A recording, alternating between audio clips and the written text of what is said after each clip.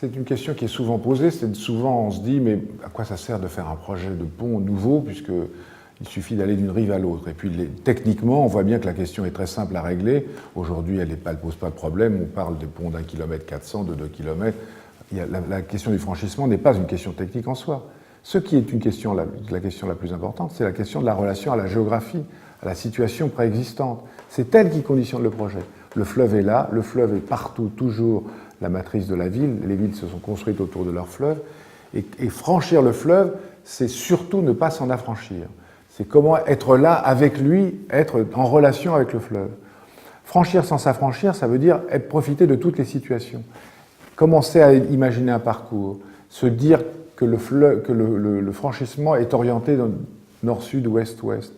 Se dire que la question de l'ancrage sur les rives est une question qui est souvent bien plus complexe que la question du franchissement lui-même. Donc la question du parcours, être là dans cette promenade dans l'espace tridimensionnel est une condition essentielle du projet. On va prendre des exemples. À Kehl, on a franchi d'un côté à l'autre avec un système double qui est comme une bande de Möbius. La relation franco-allemande à l'époque était comme une bande de Möbius. D'ailleurs, elle est peut-être encore un peu. Mais soudain, ensemble, on se met au centre du fleuve et on est de part et d'autre reliés par ces parcours que tu évoques à l'instant. Cette multiplicité des parcours, comme à Solferino ou ailleurs, c'est un moyen de dire comment on va s'ancrer sur les rives, comment on va s'ancrer sur les quais hauts, comment on va s'ancrer sur les quais bas, être là dans la continuité des parcours possibles et parfois les multiplier. Parfois les multiplier pour se mettre dans cette relation très précise avec la géographie, les rives du fleuve, le moment où il sort de son lit, le lit bas, le lit haut, toutes ces conditions qui font qu'un projet de pont est ancré dans son territoire. Donc les parcours que tu évoques à l'instant, c'est la condition géographique du projet. Le Galata Bridge était peut-être antérieur à tous nos projets récents, mais c'est un bel ouvrage puisqu'il parle d'un espace public au niveau de l'eau et d'un espace de franchissement au-dessus. C'est un magnifique exemple, ce pont. Il franchit le Bosphore, mais il dit qu'il est là. Les bateaux passent très délicatement sur une passe particulière. C'est une idée d'espace public. Le pont comme espace public. Alors là, toutes les configurations sont possibles. La place au-dessus, la promenade à l'intérieur, être en dessous. Pour moi, aujourd'hui, le travail le plus important sur les infrastructures, c'est habiter sous l'infrastructure, offrir l'infrastructure comme un toit, c'est-à-dire un espace public. L'espace public, il est au-dessus, au-dessous, il est perpendiculaire, il est dans un sens et dans l'autre. Toutes ces conditions-là font que l'on est, et comme tu le dis, on n'est pas là pour passer, on est là pour rester, et surtout pour être ensemble. Le lien qui est le franchissement peut devenir un lieu que l'on partage. Et c'est alors que l'espace public devient le lieu le plus important, parce que c'est un lieu public dans l'espace public offert à tous. Le pont est un lieu éminemment démocratique. C'est un lieu de la représentation publique, bien davantage encore que les bâtiments, dont le pouvoir ne se représente plus forcément par les bâtiments. Mais dans les espaces publics, la place est, comme le pont, un lieu que l'on partage ensemble. Et c'est des lieux qui deviennent magiques parce qu'à ce moment-là, ce sont des lieux de rencontre, des lieux où les gens peuvent se mettre ensemble. Je donnerai deux exemples. Celui de Kehl, sur le pont de Kehl-Strasbourg, où la frontière était un lieu de séparation, et soudain, c'est un lieu de rassemblement. Et puis, quand l'OTAN se réunit, il se réunit là. Mais aussi, quand les gens qui s'opposaient, qui partagent ensemble une géographie commune, s'opposaient hier, ils se rassemblent là. Donc on a une association qui s'appelle le fleuve, en français et en allemand, qui assemble les Français et les Allemands autour du fleuve. Le fleuve devient un lieu commun au sens positif du terme, un lieu commun qui met en commun les gens autour du fleuve, par l'intermédiaire de l'espace public constitué par la passerelle. Donc tu as raison de souligner, les parcours sont des conditions qui façonnent le projet, l'espace public et la manière de s'y tenir sont des conditions positives pour être ensemble là. Évidemment, le pont a une valeur symbolique très grande. Il est espace public, et évidemment, puisqu'il est espace public, la manière la plus forte de supprimer cet espace public, c'est de supprimer le pont.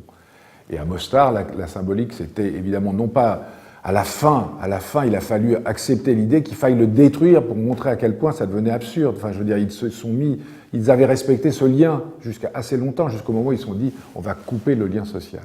Donc, créer du lien social, créer du lien entre les rives, c'est la symbolique du pont. Mais ça va bien au-delà aujourd'hui. Nous, on a beaucoup de travail, heureusement, en Chine, parce que dans les villes chinoises, ils ont compris ce que nous avons mis assez longtemps à comprendre. Ils ont compris que la symbolique autour de l'espace public pouvait être une symbolique positive. Et donc, dans un certain nombre de villes, ils nous invitent à construire des ponts qui sont des ponts symboles. Et très vite, ils le deviennent. À Fengcroix, à Tianjin ou à Ningbo, on a fait un pont asymétrique parce que, justement, sur la rive gauche du fleuve, se développait la ville nouvelle. Et donc, développer la ligne, symboliser la ville nouvelle par l'ouverture de ce nouveau pont, devenait un symbole pour la ville. À Fengcroix, on a fait ce grand pont avec des pétales. Soudain, ça devient un symbole de jour et de nuit pour la ville. Et puis, j'étais à Tianjin récemment, c'est devenu un symbole récurrent dans la ville. Ils le montrent comme un symbole de la ville. Donc, les gens s'approprient cela. C'est très important parce que ça veut dire que, comme je le disais tout à l'heure, ce sont des espaces de représentation. Et en faire autre chose qu'un lien juste utilitaire, c'est lui donner une force politique très grande. Politique au sens local du terme, au sens du lien entre les rives, entre les gens de part et d'autre.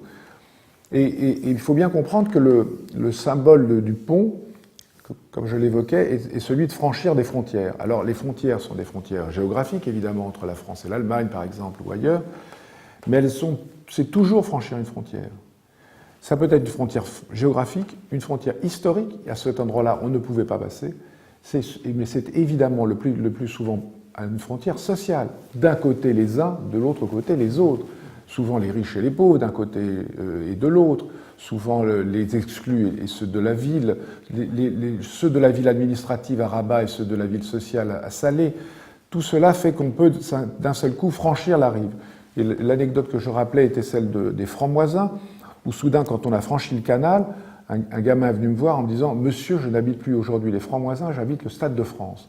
La passerelle les reliait au Stade de France. Il sortait de son quartier, qui était mal connoté, pour appartenir au Stade de France, qui était bien connoté a priori.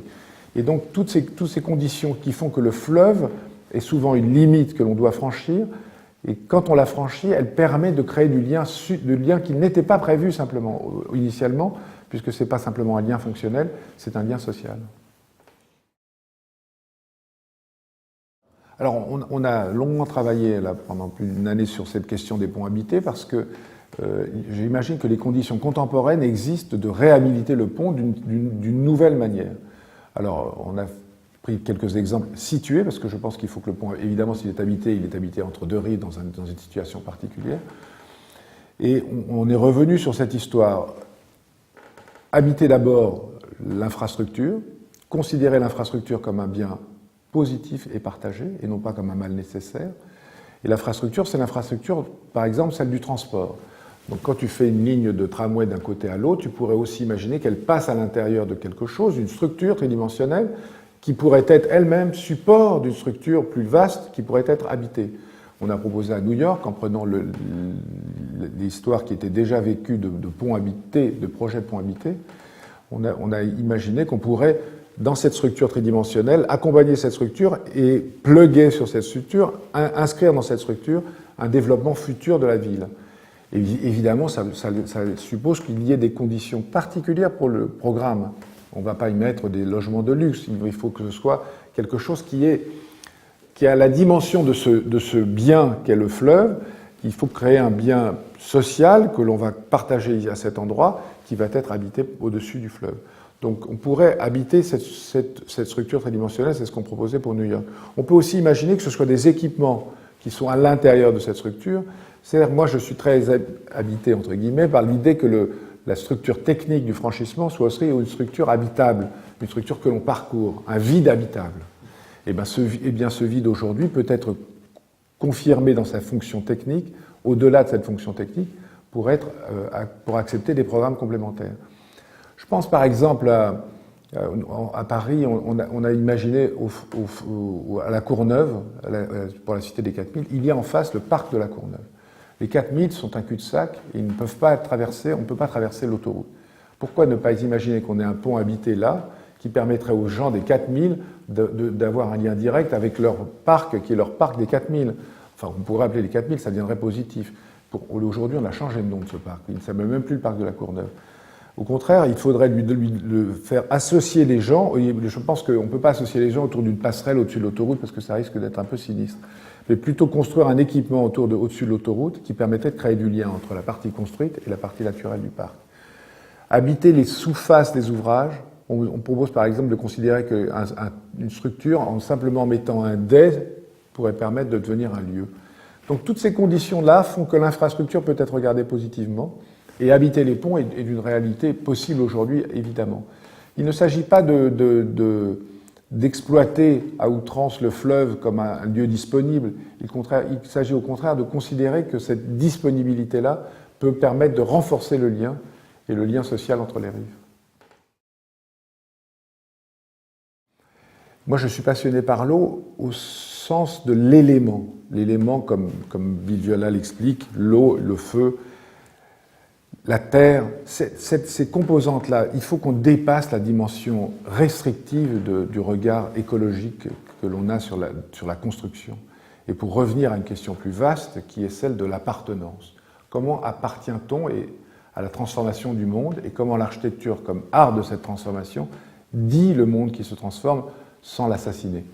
Ce regard positif sur les éléments de nature, mais pas de manière emblématique. Il ne s'agit pas de construire en bois. Il n'y a pas de raison pour que le bois soit plus écologique qu'autre chose. Il donne l'image de l'éco-construction, mais je donne ça comme un exemple, il y en a bien d'autres. Mais il ne s'agit pas de donner une image de l'éco-construction, il s'agit de s'intéresser réellement aux conditions de la production de l'architecture dans ce monde qui se transforme radicalement.